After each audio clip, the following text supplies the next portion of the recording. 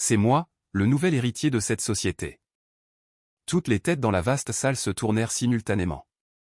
Un garçon de 11 ans, d'apparence fragile, habillé avec une simplicité déconcertante, des chaussures de sport usées aux pieds, se tenait au centre de la salle de conférence de l'une des entreprises les plus prospères de la région. L'homme le plus opulent de l'immeuble, le millionnaire Jean-Luc Dubois, éclata d'un rire gras et sonore qui fit vibrer les cloisons vitrées. « Toi, l'héritier » lança-t-il avec mépris, en s'essuyant une larme comique au coin de l'œil. « Gamin, tu ne devrais même pas avoir le droit de franchir le seuil de cet endroit, alors ne viens pas nous parler d'héritage. » Pourtant, le garçon ne détourna pas le regard. Il le fixa, et répéta, avec une assurance qui semblait impossible pour son âge, « Je suis le nouvel héritier de cette société, et je peux le prouver. » À cet instant, le rire du millionnaire s'éteignit net. L'événement qui allait suivre allait bouleverser l'existence de chaque personne présente. 6 jours plus tôt, le petit village de Provence était en deuil. Stéphane Fournier, le fondateur de 3 entreprises colossales qui assuraient l'emploi de la quasi-totalité de la communauté, venait de décéder. Tandis qu'il bâtissait son empire, son fils, Léo, grandissait à l'abri des regards, élevé par sa mère, Sandrine, une femme courageuse qui enchaînait les petits boulots pour maintenir leur modeste foyer à flot. Sur son lit d'hôpital, Stéphane avait agrippé la main de son fils, comme un homme se raccrochant à la vie. « Après mon départ, rends-toi à mon entreprise. Trouve le coffre-fort portant le numéro 3. Tout ce dont tu auras besoin s'y trouve. Et révèle-leur ton identité. » Léo, à ce moment-là, n'avait pas saisi toute la signification de ces paroles, mais par amour pour ce père qu'il vénérait, il avait promis d'obéir. Lorsqu'il se présenta devant l'imposant siège social, il fut accueilli avec scepticisme. On le prit pour un enfant des rues, jusqu'à ce qu'il entre dans la salle du conseil et prononce ces mots qui allaient tout changer, « C'est moi, le nouvel héritier de cette société. » Dès lors, plus rien ne serait comme avant. Face à lui, Jean-Luc Dubois, actionnaire principal et dirigeant par intérim depuis l'hospitalisation de Stéphane. Dubois était un homme dont la réputation n'était plus à faire, connu pour son arrogance, son plaisir à humilier les plus faibles, sa manie de licencier sur un coup de tête, et par-dessus tout, sa certitude d'être intouchable. La déclaration de Léo le fit s'esclaffer. « Une entreprise, tu sais ce que c'est, petit ? » ?»« Je sais. Mon père en a créé 3. »« Ton père ?» gloussa Dubois. « Et qui est donc ce père sorti de ton imagination ?» Sans un mot, Léo fouilla dans son vieux sac à dos et en sortit une enveloppe. Sur celle-ci, une inscription manuscrite, à la fois élégante et fragile, pour mon Léo. À n'ouvrir qu'après ma mort. Il l'attendit au millionnaire. Jean-Luc examina l'enveloppe, lut le nom de l'expéditeur, Stéphane Fournier, et son visage se décomposa. La couleur quitta ses joues. « Comment as-tu eu ça ?» Sa voix était à peine un souffle. « C'est mon père qui me l'a donné. »« Il n'a jamais eu d'enfant, » rétorqua Jean-Luc, comme pour se rassurer. « Si. Moi. » Avant que la situation ne dégénère, l'avocat de l'entreprise, Nicolas Moreau, fit une entrée précipitée, le visage blême. « Messieurs, un instant. Il faut que nous parlions immédiatement. » Moreau ignora superbement Dubois et les autres membres du conseil, son regard cherchant uniquement le jeune garçon. « Tu es Léo, n'est-ce pas ?» L'avocat respira profondément, visiblement soulagé. « Dieu merci, te voilà enfin. » Jean-Luc, furieux, abattit son poing sur la table. « C'en est assez de cette comédie. Ce gamin n'est rien. » Au contraire, monsieur Dubois, intervint l'avocat avec une fermeté nouvelle. Il est précisément celui qu'il affirme être. Le testament de Stéphane Fournier désigne un seul et unique bénéficiaire, poursuivit-il en brandissant un document officiel. Et il ne s'agit ni de l'entreprise, ni d'un quelconque partenaire. Qui, alors ? Hurla Dubois, perdant tout contrôle. L'avocat présenta le document à l'Assemblée. Lui. Léo Fournier, son fils légitime et seul héritier. Un murmure d'incrédulité parcourut la salle. Jean-Luc devint livide. Les conseillers s'échangeaient des regards affolés. Léo, lui, restait impassible, serrant son sac à dos comme pour dire à son père « J'ai tenu ma promesse ». Ce n'était que le commencement. La scène était figée. L'air était devenu rare. Après la révélation de ces mots, fils légitime, le rire s'était tu. Le millionnaire Jean-Luc sentit une bouffée de chaleur le parcourir, puis un frisson glacial. Il avait tout envisagé, tout planifié, sauf la perte de son pouvoir au profit d'un enfant qu'il avait jugé insignifiant. C'est une mascarade, balbutia-t-il. Ce gamin a tout manigancé. L'avocat, avec une patience infinie, rétorqua, Monsieur Dubois, j'ai été le confident et l'avocat de Stéphane pendant plus d'une décennie. Je connais son écriture, ses signatures, et ses dernières volontés.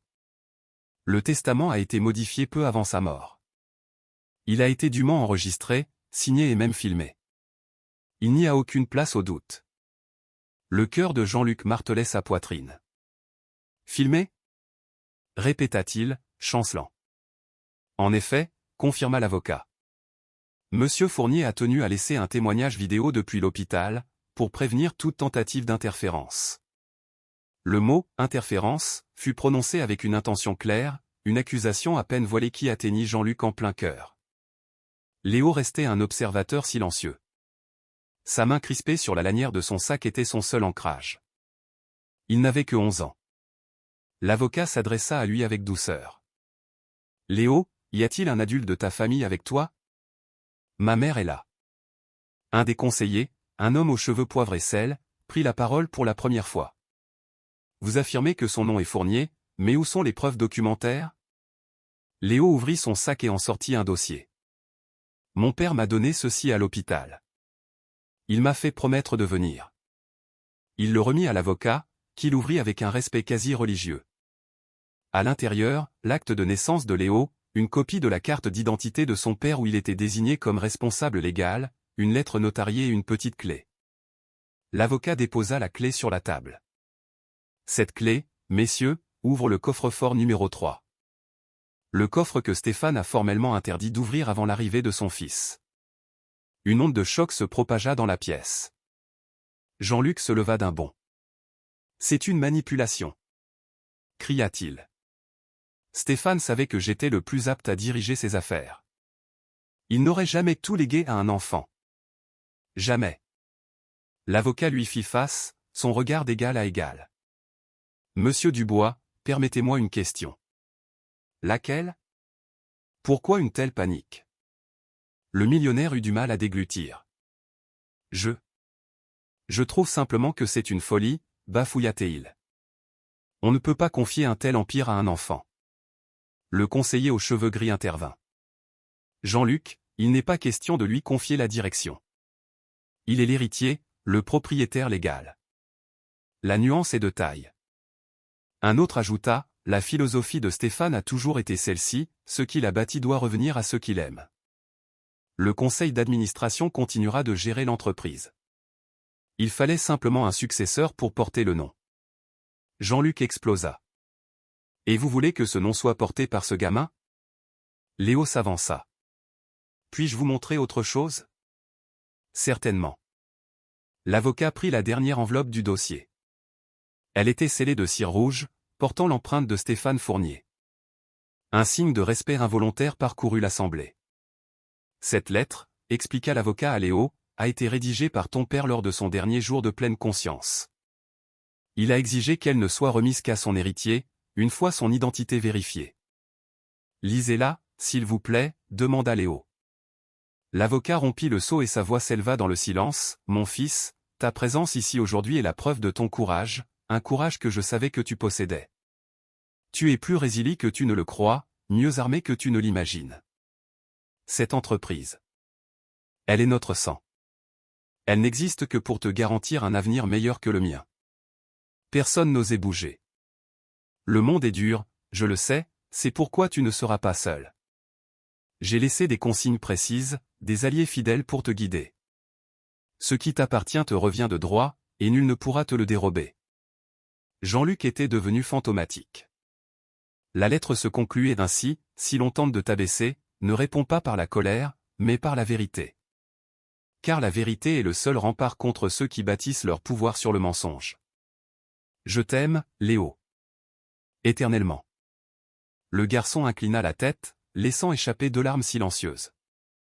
L'avocat prononça alors la sentence finale pour Jean-Luc, conformément aux dernières volontés de Stéphane, nous allons maintenant procéder à l'ouverture du coffre-fort numéro 3. Seul Léo est habilité à en découvrir le contenu. Les conseillers se levèrent. L'avocat tenait la clé. Léo respira profondément. Jean-Luc, quant à lui, semblait s'effondrer. Vous commettez une erreur monumentale. Ce garçon n'est rien. Il va anéantir des années de travail. Je m'y oppose. L'avocat se retourna. Votre opinion n'a plus aucune importance. Puis il désigna la sortie. C'est Léo qui mène la danse maintenant. La tension était à son comble. Léo, la clé dans ses mains, fit un premier pas vers le couloir blindé, vers la vérité que son père lui avait léguée. Le directeur financier, Nicolas Moreau, cligna des yeux, cherchant à assimiler la situation. Il ajusta son costume, esquissant un sourire forcé. « Mon garçon, ce n'est pas un jeu, dit-il, sa voix se voulant rassurante. As-tu conscience de l'immensité de cet héritage ?» L'enfant acquiesça. Oui. Mon père aussi en avait conscience, et il a tout prévu. L'évocation du mot « père » jeta un froid. Le nom de Stéphane Fournier était une légende, un nom prononcé avec un mélange de respect et de crainte. Nicolas posa ses mains sur la table de verre. « Où est ta mère ?» Léo serra le poing. « Dehors. » Elle attendait. Elle craignait qu'on se moque de nous. Il ajouta, le menton haut, elle n'avait pas tort. Le directeur fut décontenancé par la maturité de la réponse. Un jeune cadre murmura, c'est tout Stéphane. L'ambiance de la salle changea du tout au tout. Léo posa son sac à dos sur la table, l'ouvrit et en sortit une unique enveloppe, scellée de cire rouge. Il l'attendit à Nicolas. Mon père a dit que ceci contenait toutes les réponses, déclara-t-il, et que vous deviez l'ouvrir en ma présence. Un silence de mort s'installa. Tous connaissaient la signification de ce sceau. Il n'était apposé que sur les décisions les plus capitales, les secrets les mieux gardés. Nicolas, nerveux, demanda, es-tu certain de vouloir faire ça, ici et maintenant? C'était sa volonté, répondit l'enfant, et j'ai fait une promesse. Une promesse, pour lui, avait force de loi. Nicolas examina l'enveloppe, la signature. C'était bien celle de Stéphane. Tout est authentique, admit-il. L'enfant attendait, serein, conscient de l'instant historique qu'il était en train de vivre. Nicolas brisa le sceau. 2 documents tombèrent sur la table, un contrat et une lettre. Le directeur lut le contrat et pâlit. C'est impossible. Qu'y a-t-il? Demanda un autre cadre. C'est un acte de transfert de la totalité de l'héritage, signé par Stéphane il y a 4 mois. Applicable. Il hésita. Après son décès, compléta l'enfant. Au profit de qui? Nicolas leva les yeux, comme s'il voyait un spectre. De toi. Léo ne manifesta aucune joie. Il prit une profonde inspiration, comme s'il venait d'endosser une lourde charge. Et la lettre? Nicolas la déplia. Elle était brève, mais l'écriture était ferme. Il lut, Nicolas, si tu lis ces lignes, c'est que je suis parti.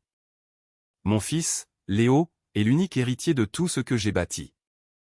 Il n'a pas besoin de luxe, mais de vérité, de protection et de respect. Veille sur lui. Et si quiconque ose douter de sa légitimité, qu'il le regarde dans les yeux. Le sang des Fourniers n'a pas besoin de justification. Nicolas referma la lettre. Léo avait les larmes aux yeux. Un des cadres les plus arrogants tenta une remarque sarcastique. Tout ceci pourrait être un faux. La signature est authentifiée, tout comme le document, le coupa Nicolas. Léo se tourna vers l'homme. Mon père disait qu'il y aurait toujours des gens comme vous, dit-il sans animosité. Des gens qui prennent l'argent pour du pouvoir. Je ne cherche pas les ennuis, je veux seulement ce qui me revient et accomplir ce qu'il m'a demandé. Et que t'a-t-il demandé? D'écouter chacun d'entre vous. Car une entreprise, ce sont ses employés, pas ses dirigeants. Le directeur resta bouche bée. Il m'a aussi dit, poursuivit Léo, que c'était à moi de décider si je voulais assumer mes responsabilités maintenant, ou plus tard. Un silence lourd s'installa. Léo, malgré sa petite taille, emplissait la pièce de sa présence. Pour le moment, je ne veux pas être le patron. Je veux du respect. Je veux découvrir l'œuvre de mon père. C'est après cela que je prendrai ma décision. Le directeur qui s'était moqué de lui au début baissa la tête. Pardon, gamin. Nous avons été injustes. Je sais, répondit l'enfant. La maturité de Léo mit mal à l'aise une partie de l'assemblée. Nicolas déclara alors d'une voix forte, à compter de cet instant, tu es ici chez toi, en tant qu'héritier légitime. Ce point n'est plus discutable. Léo semblait prêt à affronter son destin. Je veux tout voir, dit-il. Mon père disait que je ne comprendrais mon héritage qu'en voyant ce qu'il a créé. L'assemblée était prise de court. Tout? Répéta Nicolas. Oui, tout. C'était la réponse qu'aurait faite Stéphane Fournier. Alors, allons-y.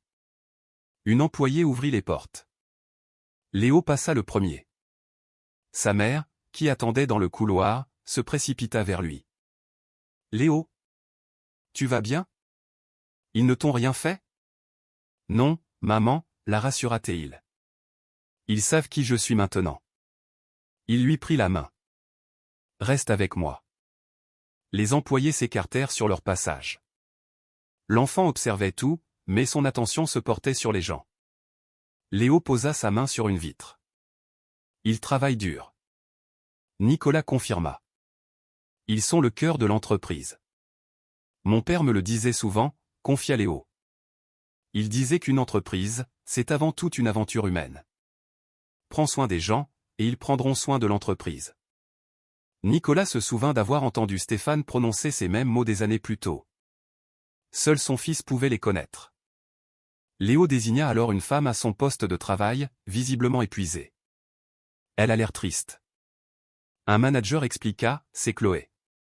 Son fils a été opéré hier, mais elle est venue travailler. Pourquoi? S'étonna Léo. Elle a besoin de sa prime, répondit le manager, un peu gêné. Léo se tourna vers Nicolas. Est-ce normal? C'est une ancienne règle, admit le directeur, sans fierté. Quand je serai aux commandes, cela changera, déclara Léo avec une fermeté déconcertante. Ils poursuivirent leur visite, jusqu'au dernier étage, devant le bureau de son père. Une plaque de métal portait son nom. Sur le bureau, une boîte en bois avec une note, pour mon fils. À ouvrir quand il sera assez fort. Léo s'approcha. Mon père a laissé ça, dit-il à Nicolas. Oui.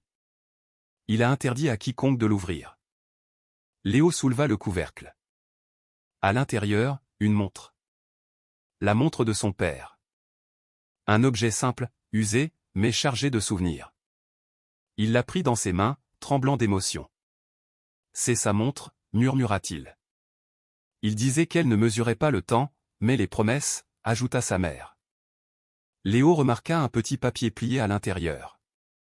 Il le déplia délicatement. Si mon temps s'achève, que le tien commence. C'était une charge immense pour un enfant de son âge, mais il semblait prêt. Il mit la montre dans sa poche et explora le bureau. Une photo attira son attention.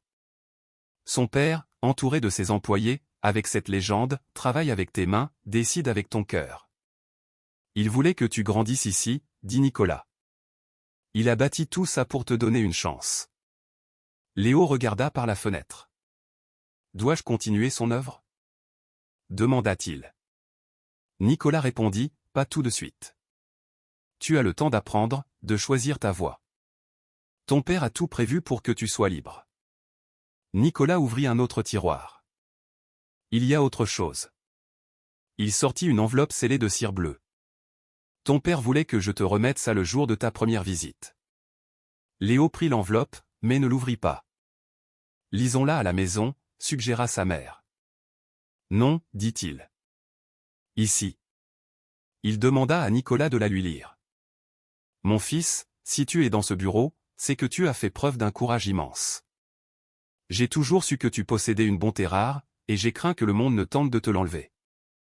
Je ne veux pas que tu sois grand par l'argent, mais par le cœur. Si jamais tu doutes de ta place ici, souviens-toi que cette entreprise est née de l'amour que je te porte. Quand tu te sentiras perdu, reviens ici, regarde par cette fenêtre. Je me suis toujours dit, mon fils verra ce même ciel quand il sera assez fort. Ce jour est arrivé. Mon temps est révolu. Le tien commence maintenant. Léo rangea la lettre et la montre. Il regarda Nicolas avec une nouvelle détermination. Je veux voir le reste. Je veux comprendre ce que mon père a accompli et ce qu'il reste à faire. Nicolas sourit. Bien sûr, Léo. C'est ta maison. Non, le corrigea l'enfant. C'est la maison des gens qui y travaillent. Je ne suis que le gardien de leur héritage. Sandrine était submergée par la fierté. Son fils était l'homme que son père avait rêvé qu'il devienne. Ils sortirent du bureau, la montre pesant dans la poche de Léo, un poids rassurant, celui d'une promesse. Une nouvelle aventure commençait. Et quelqu'un, dehors, les attendait. Le couloir, en sortant du bureau, avait une autre résonance. Il était chargé de souvenirs, de responsabilités, de promesses. Nicolas ralentit le pas, laissant à Léo le temps de s'imprégner des lieux. Sandrine, émue, posait une main protectrice sur l'épaule de son fils. En arrivant dans l'open space, les employés commencèrent à se lever. Une femme d'une quarantaine d'années s'approcha. « Vous êtes » commença-t-elle. « Je suis son fils, » répondit Léo. Les yeux de la femme s'emplirent de larmes. « Votre père. Il était toujours là.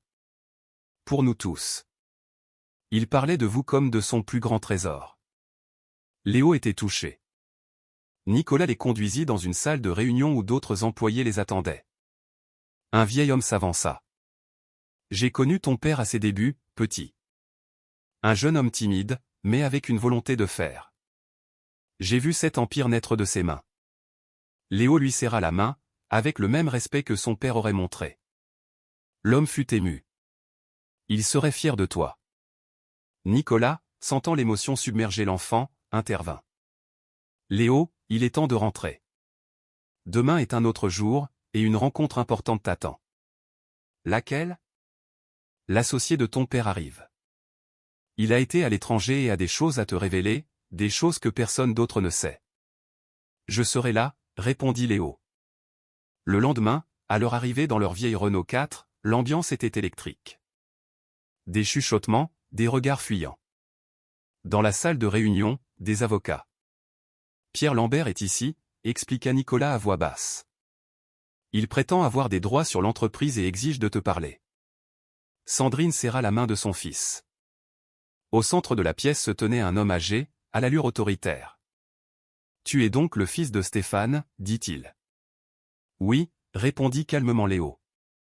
Je suis Pierre. Son partenaire de longue date. Sandrine se plaça devant son fils. Que voulez-vous ? Ce qui me revient, rétorqua l'homme avec un sourire glacial.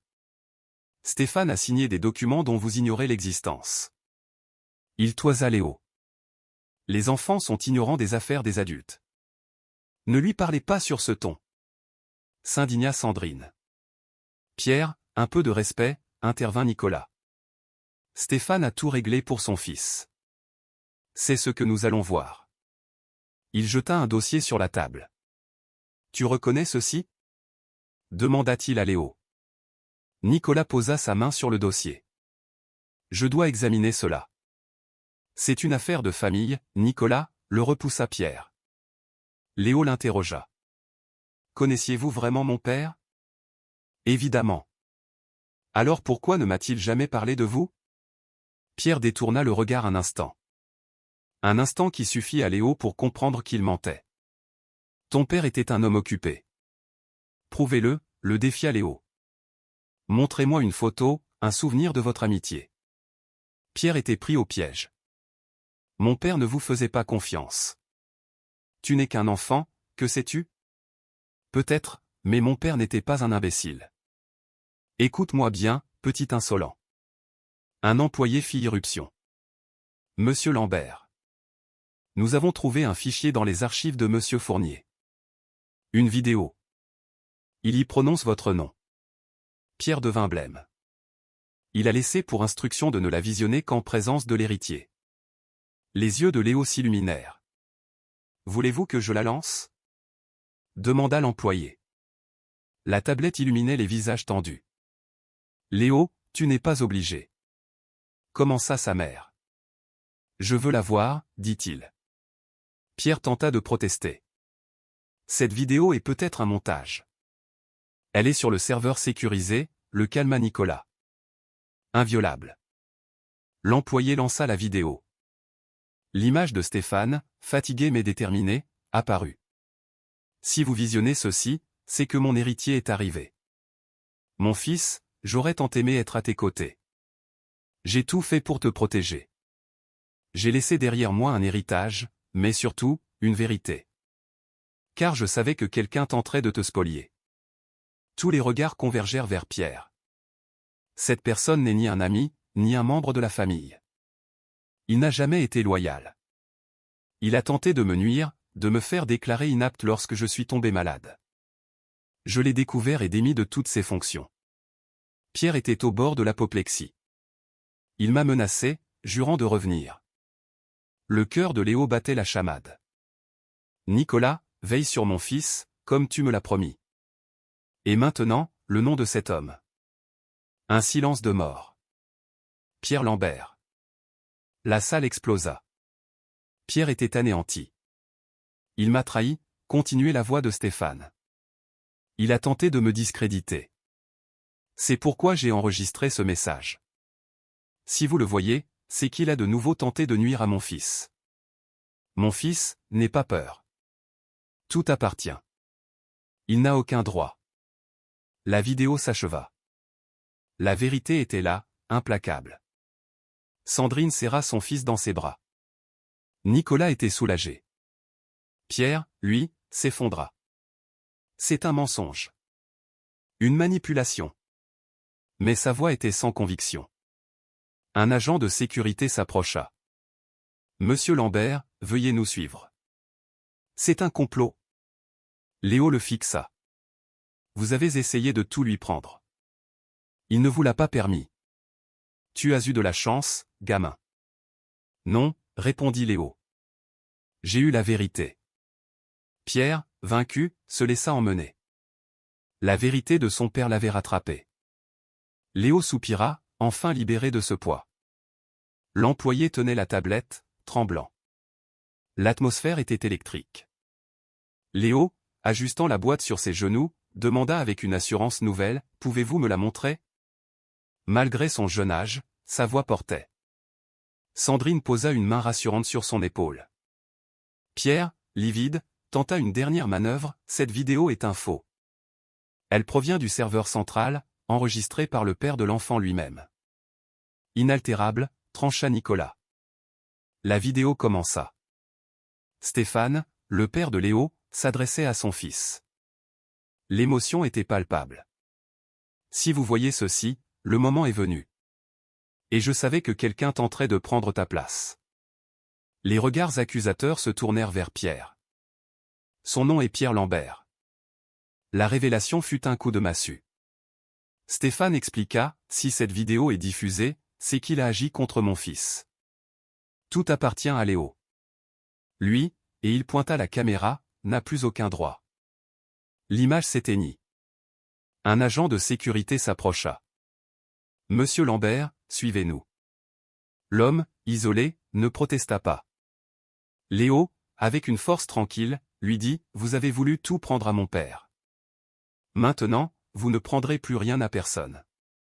Pierre, défait, fut escorté hors de la pièce. La porte se referma, et un souffle de soulagement parcourut l'assemblée. Léo avait compris. Son père l'avait protégé, même par-delà la mort. Le pouvoir venait de changer de main. Nicolas présenta à Léo les documents officiels. Ce n'était pas de la joie qu'il ressentait, mais le poids d'une nouvelle responsabilité qu'il était prêt à assumer.